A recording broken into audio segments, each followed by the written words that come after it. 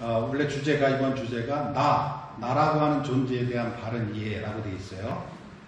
근데 나라고 하는 존재의 바른 이해라고 하는 것을 이 주제는 또 동일하게 불교 쪽에서도 접근할 수 있고 서양적인 서양 문화나 서양 철학에서의 접근도 똑같이 있어요. 나에 대한 탐구는 모든 문화나 철학에서 메인 주제가 되어 왔었잖아요. 나라고 하는 것인가는. 근데 여기 약간의 차이가 있는 것을 우리가 확인해야 되는 것은 서양적인 관점은 이렇게 객관적인 사실, 만물의 본질이 뭐냐, 그런 거, 물이다, 불이다. 왜 우리 예전에 무슨 시간이요? 무슨 학교 다닐 때 보면 모든 것은 물이다, 만물의 근원, 아르케가 뭐냐, 이런 거 배웠잖아요. 그죠?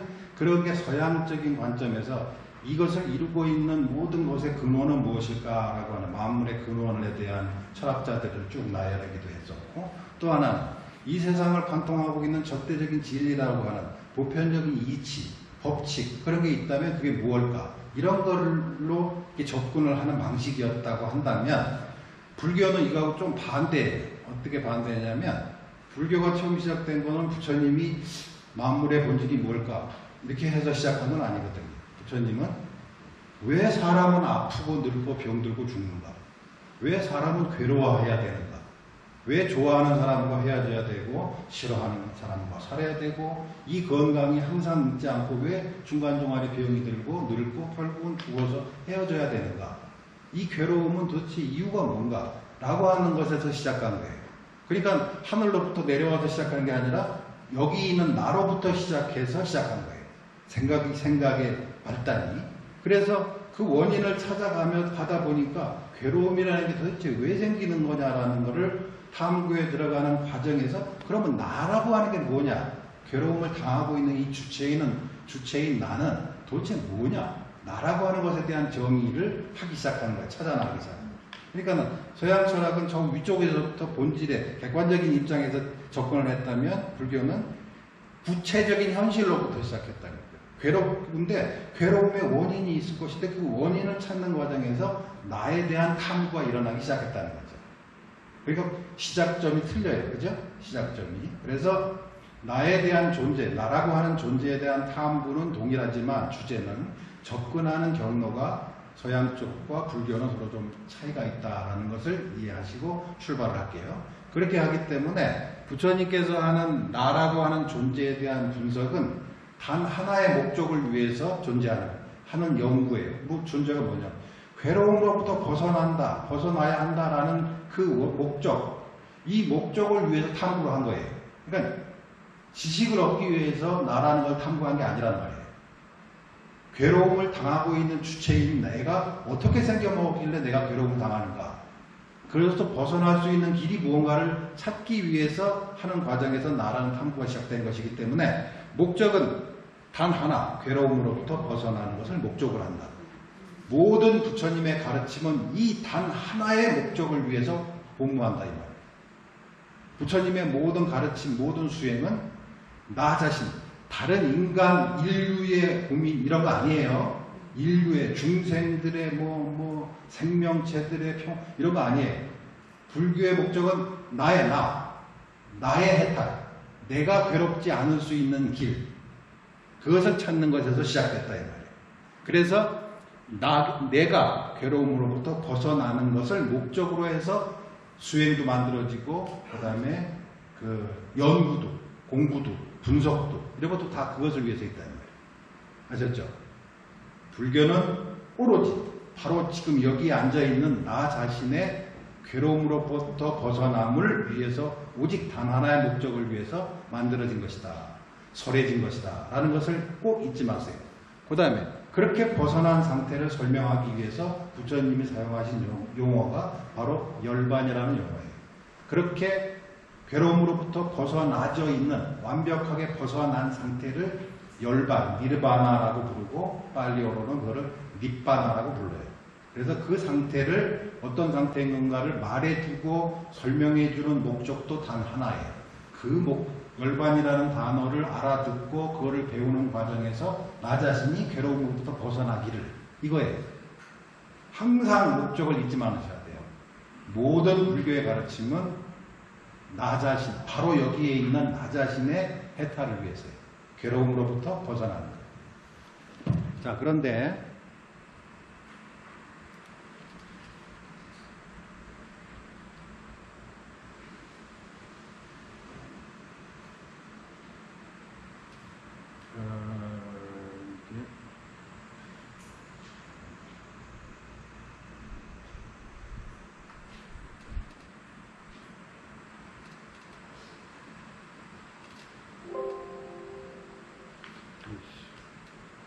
이 해탈이라는 단어가 있는데 한문으로 정한 단어입니다. 해탈이라는 단어가 있어요. 위무띠라고 하는 빨려가 있는데 저게 한문으로 번역될 때 이 해자가 이해할 해자예요. 이해할 해자. 분해할 때 해자예요. 그 다음에 탈자는 벗을 탈자. 벗어나다, 탈모할 때 탈자예요. 그러면 이해하고 벗어난다. 요거 원인과 결과예요. 이해하는 과정을 거쳐야만 벗어남이라는 결과를 얻을 수 있다. 그 말이에요. 위무띠는. 원래. 그러니까 이게 불교의 전체적인 공부 과정하고도 일치하는 표현이에요. 해탈이라는 단어 자체가 이해하는 것. 그 다음에 이해하는 것이 전제됐을 때 벗어남, 괴로움으로부터 벗어남, 자유로워짐이라는 결과를 얻게 되는 거예요. 그러니까 해라는 과정이 없이 벗어남이라는 결과는 없지 않아요. 그러면 이 세상에 있는 객관적인 괴로움에 대해서 얘기하는 거 아니에요. 나 자신의, 내가 느끼고 있는, 나를 괴롭히고 있는 괴로움을 이해했을 때 나는 그 괴로움으로부터 탈할 수 있다. 그 말이에요. 다른 사람과 얘기하는 거 아니에요. 내가 갖고 있는 괴로움을 이해. 그러면 이해라고 할 때 해자가 동일하게 두 가지 의미가 있어요. 해자가 한문도. 하나는 이해한다는 해자고 또 하나는 뭐예요? 분해할 때 해자예요. 분해라는 게 해체하는 거예요. 해체해서 그것이 무엇인가를 알 수 있는 것. 그래서 그것이 이해라는 단어와 분해라는 단어가 동일하게 같은 단어를 쓰는 거예요.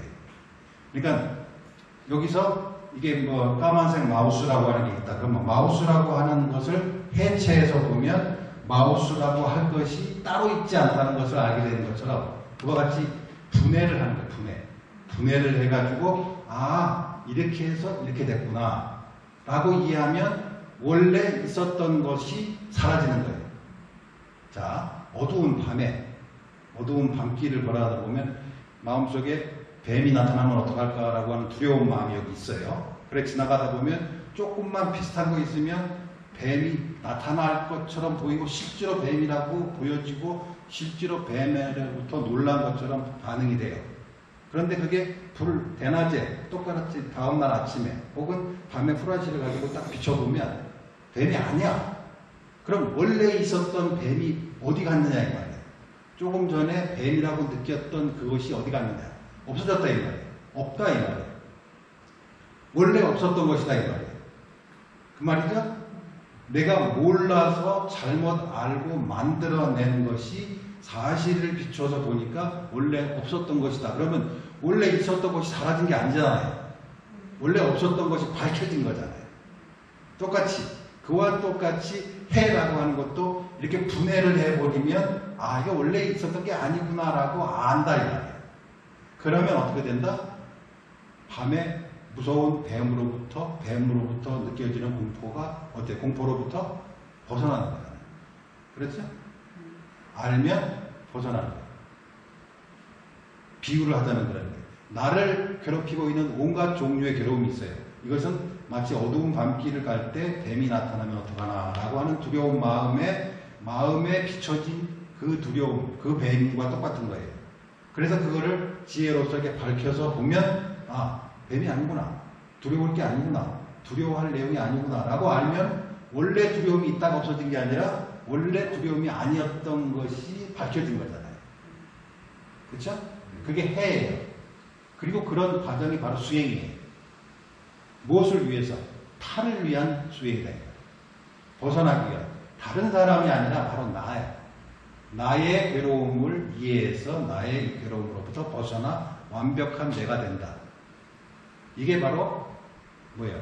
여러분이 법회하기 전에 읽었던 마하, 반야, 바람, 일다, 신경할 때 마하, 반야, 바라밀. 반야라는 게 지혜라는 뜻이잖아요. 바라밀, 건너간다는 거예요. 자유로워진다, 벗어난다. 뭐로서? 후라시로서 어두운 밤길을 비춰서 안심하게 된다. 그게 반야, 바라밀이에요. 똑같이. 그게 수행이다. 그게 전체 과정이 해라고 하는 과정이고, 그 두 개가 원인과 결과로 묶여 있다. 해와 탈. 그러니까 벗어나고자 한다면 해하는 과정이 없이는 안 돼요. 그 과정은 누가 하는 거예요? 자기가 해야지. 자기 괴로움이니까. 다른 사람이 못 도와줘요. 그리고 그 정체에 대해서도 알지 못해요. 내 머릿속에 요새 백중이잖아요. 백중 기도할 때 저기 보면 영가들 쫙 있잖아요. 이 영가를 다 알아요? 여러분이 몰라요. 내 영가만 알아. 내 영가. 내 기억 속에 있는 영가만 있잖아요. 그렇죠? 이 영가를 다른 사람이 천도해줘요? 안 돼요. 이 영가는 내 기억 속에 있는 영가고, 내 기억 속에 있는 영가의 천도는 나의 천도예요. 나하고 내 기억하고 별개가 아니잖아요. 그러니까 영가를 천도한다는 것은 내 기억에 대한 천도예요. 내가 영가에 대한 어떤 특정한 과거의 인물에 대한 애틋함, 혹은 미안함, 죄송스러움, 애달픔 이런 것들로 기억되어지는 것을 내가 풀으면 내 기억 속에 있었던 내 영가가 뭐예요? 천도한다라고 얘기하는 거예요. 그러니까 백중의 영가 천도는 하늘에 있는 귀신을 천도하는 게 아니라 내 기억 속에 있는 나의 영가를 내가 천도하는 거예요. 우리 할아버지가 누군지 알아요? 모르죠. 아무도 모른단 말이에요. 여러분 할아버지나 여러분들 돌아가신 작은 어머니, 큰 어머니 내가 알 리가 있나? 여러분만 알고 있잖아요. 여러분만 기억하고 있고 그 기억 속에 남아있는 거잖아요. 그것에 대한 애틋함이잖아요. 그게 영가라고 불려진다면 그 영가에 대한 천도는 곧 나의 천도고 나의 기억에 대한 천도다. 그렇죠? 똑같아요. 그래서 이것이 해탈이라고 하는 말의 뜻이고 불교 수행을 크게 나누면 해와 탈이다. 그 말이에요. 우리가 모던하는 행위는 나 자신의 괴로움으로부터 벗어남, 탈을 위한 해의 과정이다라고 이해하시면 돼요. 아셨죠? 그러니까 누가 도와달라고 그러면 안 돼요. 자기가 하셔야 돼요. 자, 그러면 이렇게 불교에서의 접근은 철저하게 구체적인 사항, 현실적인 괴로움이라고 하는 현장에서부터 출발한 게 불교의 시작이었다 그러면 그 이전에는 어떤 것이었느냐? 부처님 이전에 인도에서의 기존의 사상계라고 하는 것이 바라문교, 요즘 말하면 힌두교 뭐 이런 거죠. 그거는 요즘 서양에서는 신을 전제하는 유신사상하고 비슷한 거예요. 세상을 관장하는 어떤 신이 있고 그 신의 마음에 들면 내가 구원받고 범화, 이리어 뭐 이런 거예요. 똑같아요. 현재 신을 전제하는 사상하고 부처님 이전에 인도의 바라본 사상하고는 똑같았어요. 거의 흡사하는 것이었는데 부처님께서 거기에 대한 완전한 뒤바뀜이 처음으로 일어났던 거예요. 인도 역사에서도. 그러면 그것을 어떤 것을 통해서 우리가 쉽게 이해할 수 있냐면 이전에 인도에서 쓰던 용어 중에 산스크리트어나 팔리어에 바와라고 하는 단어가 있어요. 바와. 바와라는 단어가 우리말로 하면 있다.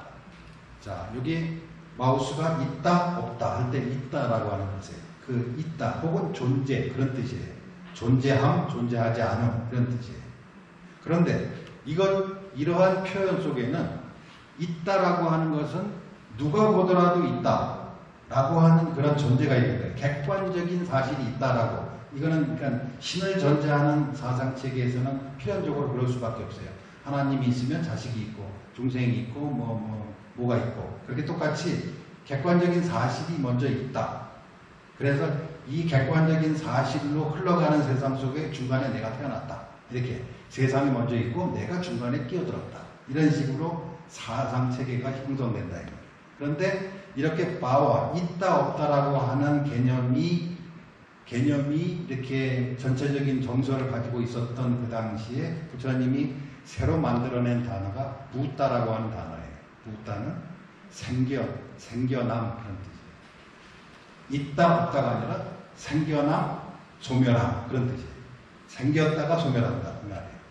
그럼 이 두 개의 차이는 뭐냐? 부따는 눈에 보이는 이것은 조건에 의해서 만들어진 만들어진 것이다. 조건에 의해서 형성된 현상이다. 이 말이에요. 현상. 무슨 말이냐면, 자, 이게 조그만 시냇물이 있는데, 시냇물이 흐르는 데다가 이렇게 돌을 하나 갖다 놓으면, 물길이 막히면, 물이 이렇게 지나가다가 이렇게 넘치겠죠. 이렇게 부딪혀가지고. 그래서 멀리서 보면 이렇게 모양이 만들어지겠죠. 물이 흘러가는 모양이.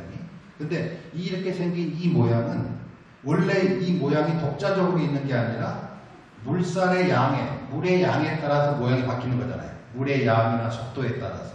그렇죠? 물이 많이 모일 때는 더 커질 수도 있고, 물이 작으면 그게 아주 작아질 수도 있죠. 그러니까 이 모양을 결정하는 것은 이것이 물의 양과 속도가 이 모양을 결정하는 거잖아요. 서로 연결되어 있는 거잖아요. 그러니까 이것은 독자적으로 있는 것이 아니라 무언가에 의한 현상이다 그 말이에요. 인간이 그렇다 그 말이에요. 인간은 있음이 아니라 생겨남이라고 말해야 된다. 그렇게 말해야 된다. 원래부터 있었던 게 아니라 조건이 만들어져서 일어난 것이다 라고 이해해야 된다는 거예요. 그래서 이것이 마와라고 하는 용어와 부다라는 용어와 같은 차이예요.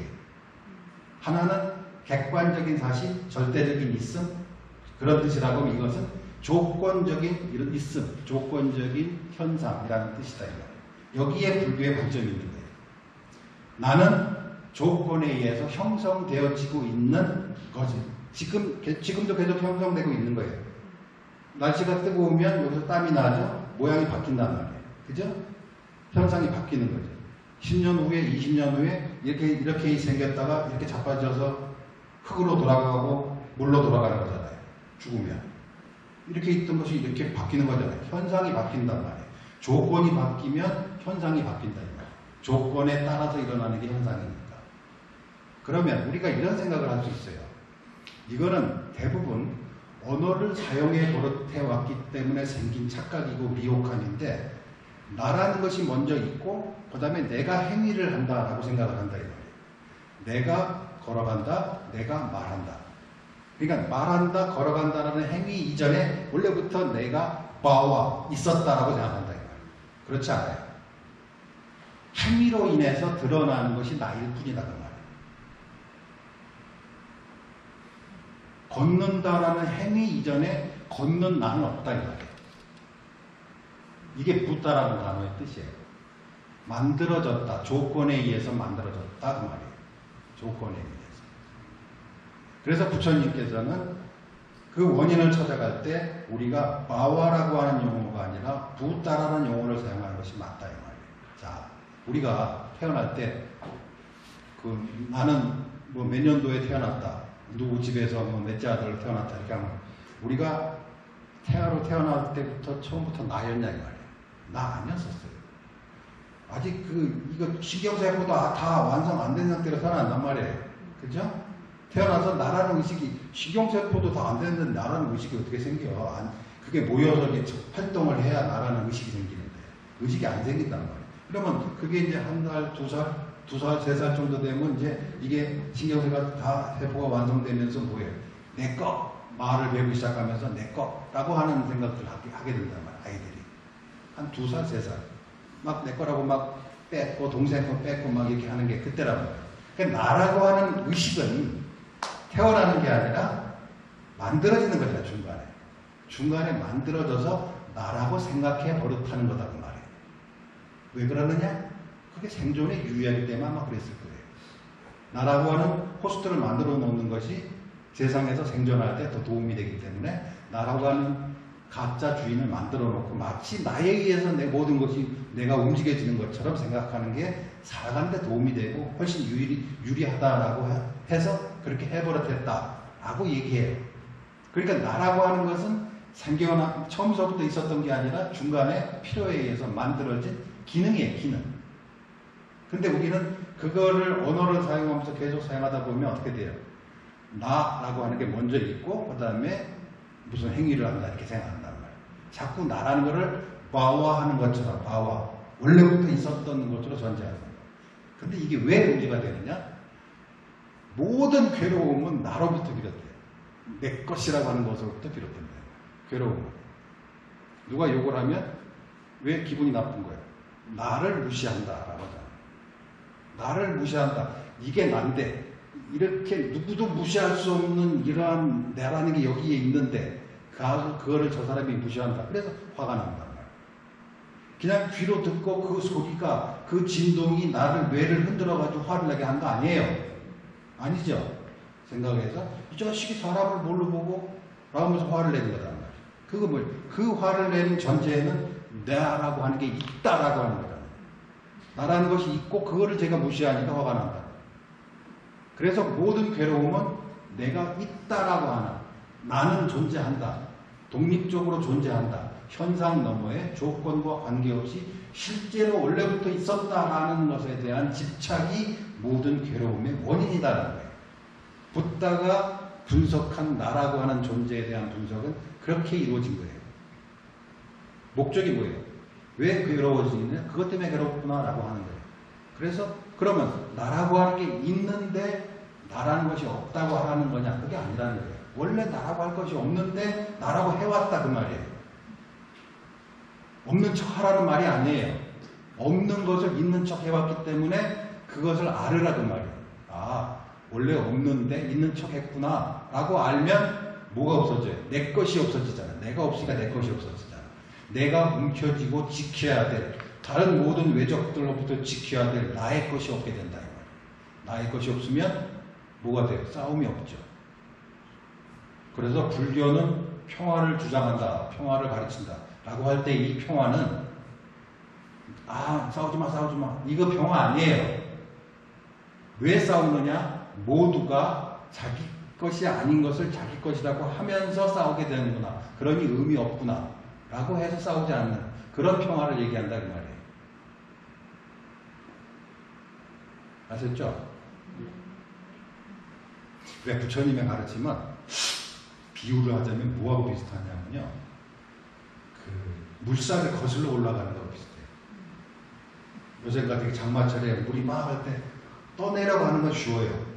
다른 사람 같이 둥둥 떠내려가는데 남들 다 하듯이. 근데 불교를 공부하고 부처님의 가르침을 실천하는 거는 그 물살을 막 거슬러 올라가는 거랑 똑같아요. 힘들어요. 왜? 익숙한 것으로부터 벗어나야 돼요.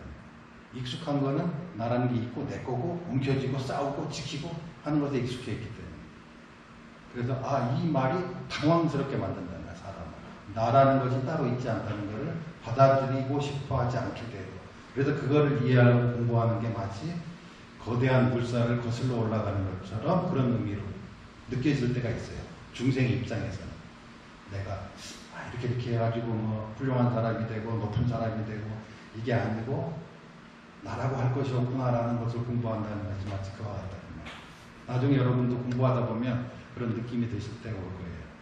자, 그래서 부처님께서 이와 같이 조건에 의해서 만들어진 것임을 강조하기 위해서 바와라고 하는 객관적으로 실제함이라는 뜻이 아니라 무언가의 조건으로 인해서 만들어짐이라는 단어를 사용하셨고, 그 단어를 이용해서 부처님께서 이와 같은 경전의 말씀이 있어요. 보시면 마하탕하상카야 수타에 나오는데, 비구들이에요. 이것은 생겨난 것임을 분명하게 이해해야 한다. 이것은이라고 하는 지시대 명사는 이거 말하는 거예요. 야, 얘들아, 비구들이에요. 제자들이에요. 이거 만들어 생겨난 거라고 하냐? 원래부터 있었다고 하냐? 말이에요. 그러니까 비구들이 맞습니다. 생겨난 것, 조건에 의해서 생겨난 것이라고 분명히 이해하고 있습니다. 라고 대답을 한 거예요. 부처님한테. 부처님이 얘기한 거예요. 자, 이게 원래부터 있었던 거냐? 조건에 의해서 만들어진 거냐? 조건에 의해서 만들어진 것이라고 이해하고 있습니다. 라고 얘기하는 거예요. 두 번째. 그러면 저 자양분으로 인해 존재한다는 것도 분명히 이해하느냐? 자양분이라는 게 뭐예요? 조건이라는 조건. 나를 있게끔 한 것들로 인해서 내가 생겨났다는 것도 인정하느냐 그 말이에요. 무엇으로부터 온 것임을 아느냐?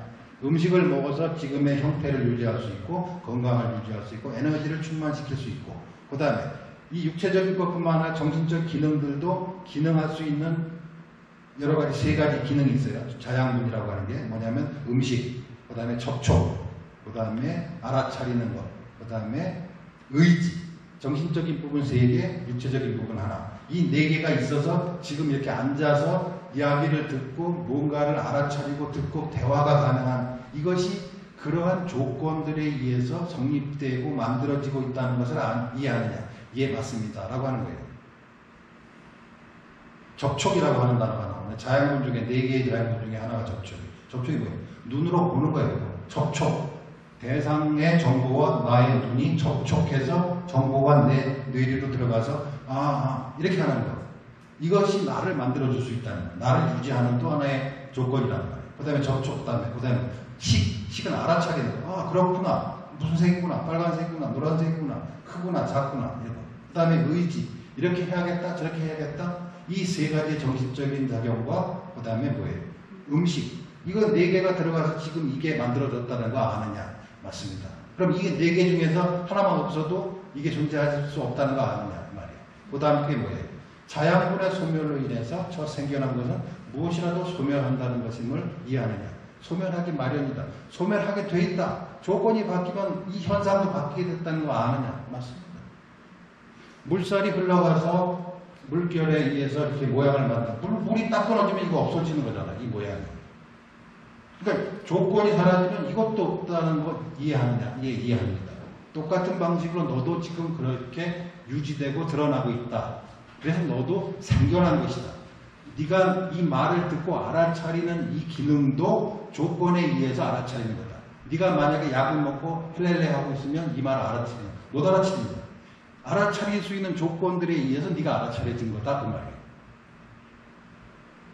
그러면 여기에 뭐가 없어요? 나라고 할 것이 없는 거죠. 물살에 의해서 만들어진 모양이 어떻게 그 삼각형의 모양이 주인이 될 수 있느냐? 아니죠. 제가 나를 만들었는데 어떻게 제가 주인이냐면 내가 주인이란 말이에요. 주인이 될 수 없죠. 그럼 내가 없다 그러면 뭐가 없어요? 나의 것도 없죠. 내가 없는데 내 것이 어떻게 있어요? 그럼 내 것 때문에 일어났던 모든 다툼들은 의미가 없는 것이 된다는 거예요. 자, 그래서 이 4가지 자양분이라는 게 바로 그런 것이고, 부처님께서 이렇게 4가지 자양분, 조건에 의해서 만들어지고 조건에 의해서 사라진다라는 그게 바로 인간이라고 한다 그러면 그 인간을 설명하는 또 다른 용어가 나와요. 그게 바로 나마 루파, 명색. 여기 우리나라 말로 이제 불교 용어가 한국으로 들어오면서 명색이라는 단어가 좀 와전돼가지고, 그죠? 명색이 뭐 어쩌고 저쩌고 얘기하잖아요. 명색이 스님이라는 사람이 어떻게 그따고 이렇게 쓴단 말이에요. 그죠?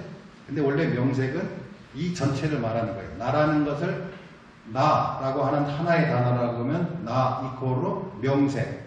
명이 뭐예요? 이름 짓는 정신적 행위. 무엇이라고 보는 행위, 말하는 행위, 이름 짓는 행위. 그리고 색은 그 이름 짓는 행위에 의해서 구성되어 있는 물질적 정보예요. 물질적 정보.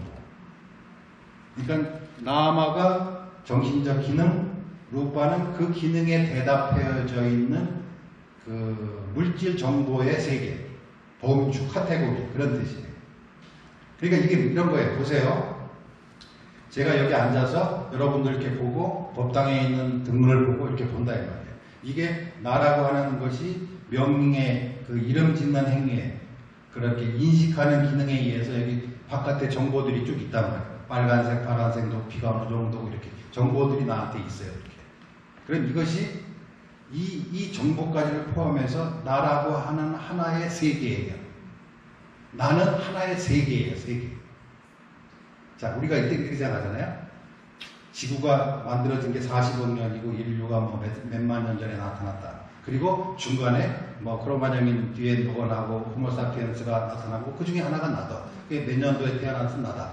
그래서 마치 바깥에 이렇게 바닥이 있고 장이 있고 운동장 하나에 내가 중간에 이렇게 태어났다. 이렇게 생각하잖아요. 이게 마와의 세상의 체계예요. 그러면 부다의 세상은 뭐예요? 그런 거 40억 년이고 몇만 년이고 너는 언제부터 시작됐어요? 나의 인식이 만들어지고 나서부터 있는 거다. 내가 알고 나서부터 그게 있는 거잖아요. 나의 의식이 형성되어 있는 그때부터 세상이 나에게 있는 것이 되는 거잖아요. 그렇죠? 접근 방법이 하나는 바와의 세상, 하나는 부다의 세상. 그러므로 이 세상은 나와 함께 태어난 거예요. 이 우주는 나의 삶, 나의 탄생과 함께 탄생하는 거예요. 그러면 내가 죽으면 나에게 있어서 내가 죽으면 이 세상도 함께 없어지는 거예요. 저 사람이 죽어도 세상은 그대로 있다는 것은 나의 관점이에요. 살아있는. 그 사람의 관점은 없는 거예요. 이 세상은 없는 거예요. 그러면 나의 탄생과 세상은 함께 일어나는 거예요. 나의 소멸과 세상은 함께 소멸하는 거예요. 우주 속에 내가 있다가 사라지는 게 아니라 수많은 70억의 인구 중에 내가 태어났다가 죽는 게 아니라 나는 내가 태어남으로써 세상에 함께 70억의 인구를 가진 세상이 함께 태어나는 것이고 내가 죽으면 70억의 인구가 있는 이 세계가 함께 없어지는 거예요. 관점의 차이를 분명히 이해하셨죠?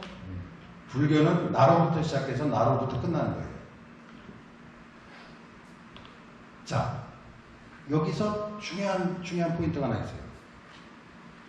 이 세상이 만약 객관적인 사실이라고 하면 나라고 하는 세상이 A, B, C, D 여기서 A, B, C, D라고 하는 이 모든 사람들이 각자가 각자의 명색을 가지고 있는 거예요. 각자의 세상을 가지고 있는 거다 이 말이에요. 내 눈에 보여진 세상, 저 사람 눈에 보여진 세상, 각자의 세상이 그에게 있는 거다 이 말이에요. 근데 우리는 보통 언어를 사용하다 보면 이 세상은 객관적으로 있는 것이고 모든 사람이 그것을 보면 동일하게 느낀다, 판단한다, 보여진다 라는 착각을 한다 이거예요. 이렇게 보여지는 것은 나의 명색의 세상이고 여러분들은 여러분의 명색의 세상이 따로 있는 거예요. 그래서 똑같은 상황에 대해서 서로 다른 반응들이 일어나는 원인이 바로 거기에 있다 이 말이에요. 영화를 봐도 보는 놈마다 판단이 그 평가가 다 다르잖아요. 똑같은 영화인데 영화가 나한테 보일 때는 이렇게 했다가 주인공이 저 사람이 볼 때는 다른 제스처를 취하는 영화가 아니잖아요. 동일하게 하나의 장면만 있잖아요. 그 하나의 장면을 보는 사람마다 평가가 다른 이유는 뭐냐 이거예요. 그 사람이 본 영화는 그 사람의 세계다 이 말이에요. B라는 사람이 보는 영화는 B 사람이에요.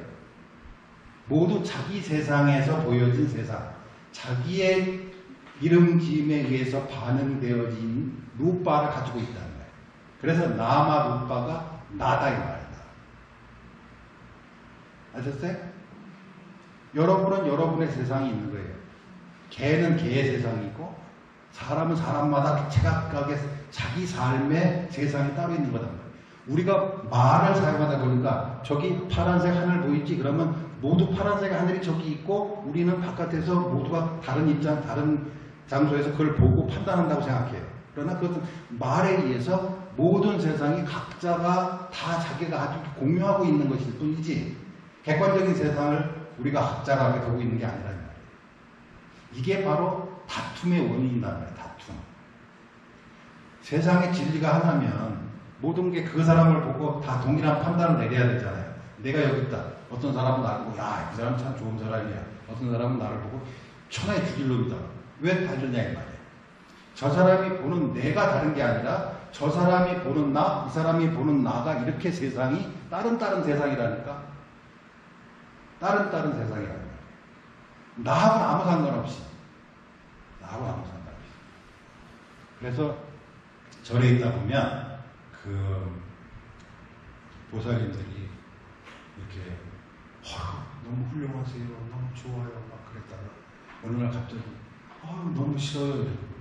나하고는 아무 상관없이 자기 이렇게 그럼 날 보고 어쩌라고 내가 그 사람 보고 좋아라 저런 것도 아닌데 그러니까 자기 눈에 비친 내 이게 자기 세상인 거예요. 그러다가 시간이 바뀌어서 조건이 바뀌어서 천하의 죽일 놈이라고 하는 것도 똑같은 거예요. 이 본인 당사자한테 물어보지도 않아요. 혼자 그렇게 하는 거예요.